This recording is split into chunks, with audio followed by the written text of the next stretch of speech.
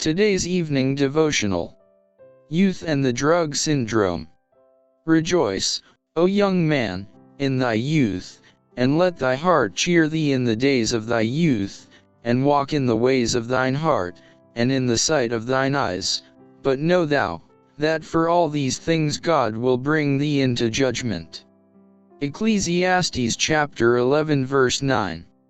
Satan was the first rebel in the universe, and ever since his expulsion from heaven he has been seeking to make every member of the human family an apostate from God, even as he is himself. He laid his plans to ruin man, and through the unlawful indulgence of appetite, led him to transgress the commandments of God. He tempted Adam and Eve to partake of the forbidden fruit, and so accomplished their fall, and their expulsion from Eden. How many say, "If I had been in Adam's place, I would never have transgressed on so simple a test."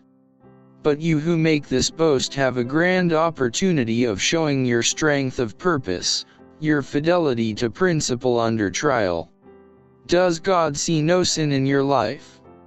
On every side, Satan seeks to entice the youth into the path of perdition, and if he can once get their feet set in the way, he hurries them on in their downward course, leading them from one dissipation to another, until his victims lose their tenderness of conscience, and have no more the fear of God before their eyes. They exercise less and less self-restraint.